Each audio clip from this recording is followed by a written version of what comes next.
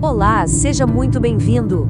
Hoje, a EBD Fiel apresenta mais uma lição da revista Conectar Mais Jovens. Lição 4, o Templo do Espírito Santo, vivendo com saúde e em santidade.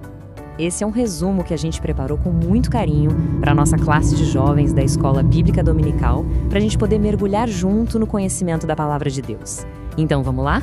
O ponto de partida de toda a nossa conversa hoje está nesse versículo de 1 Coríntios. A ideia de que o nosso corpo é a casa do Espírito Santo. Gente, isso é algo tão poderoso que tem o potencial de virar a chave na nossa cabeça, de mudar o jeito que a gente enxerga tudo na vida. Vamos entender o que isso significa na prática. Então, bora lá.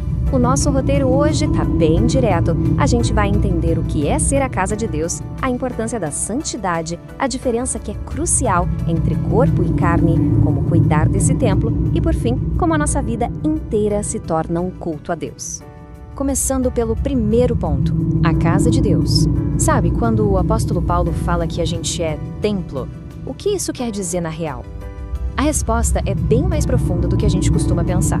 E aqui tem um detalhe que é simplesmente sensacional. A palavra que Paulo usa no grego é naos.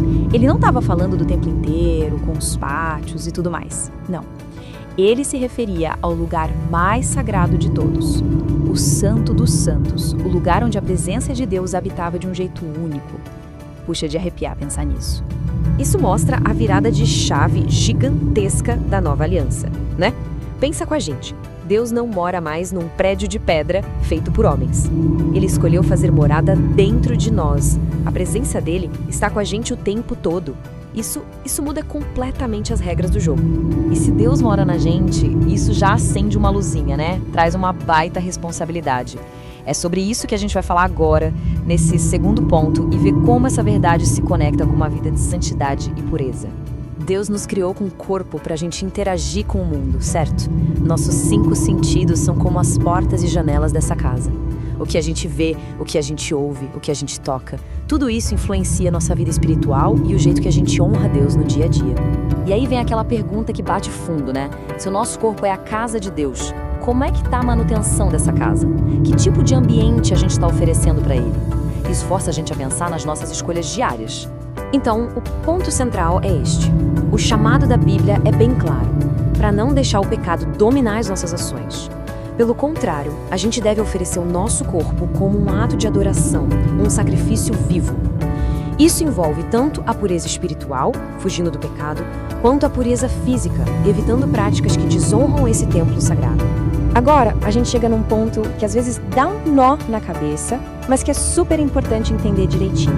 A Bíblia faz uma distinção muito clara entre o nosso corpo físico e a nossa carne, que é a nossa natureza pecaminosa. Olha só essa comparação. De um lado, a gente tem o corpo, nossa estrutura física, uma criação de Deus que merece todo cuidado. Do outro, tem a carne, que a Bíblia descreve como nossa tendência natural ao pecado, aquilo que nos puxa para longe de Deus. Então, quando a gente lê sobre mortificar a carne, a ideia não é agredir nosso corpo, de jeito nenhum. É declarar guerra aos impulsos e desejos que desonram o templo onde Deus habita. E isso nos leva direto para o nosso quarto tópico. Se o corpo é um presente de Deus e a casa do Espírito, a gente tem a responsabilidade e a mordomia de cuidar bem dele.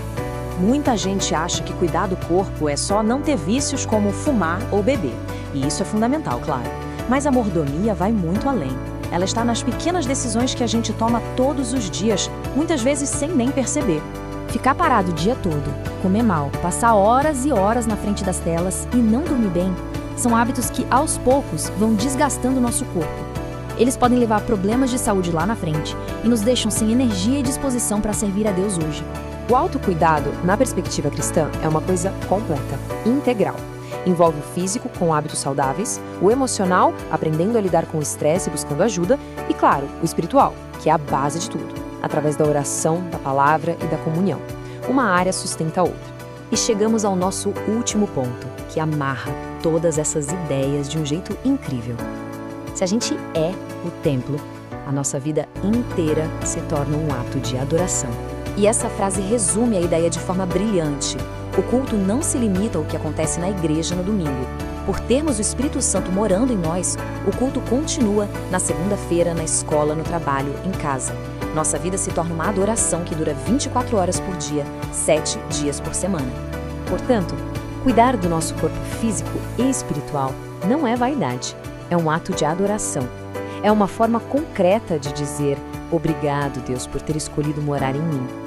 É um ato de reverência e gratidão pela sua presença constante. No fim das contas, tudo se resume a isso: glorificar a Deus com tudo que a gente é. Oferecer nosso corpo, nossa mente, nossa força como um sacrifício vivo. É usar a vida que Ele nos deu para honrá-lo e para servir as pessoas ao nosso redor. E olha só, na próxima semana a gente continua nesse assunto de mordomia, estudando a lição 5, Mordomia dos Sentimentos, fortalecendo o coração e a alma. Nós vamos aprender que tudo pertence ao Senhor e que somos administradores dos dons, talentos e recursos que Ele nos confiou. IBD Fiel, fiel à palavra.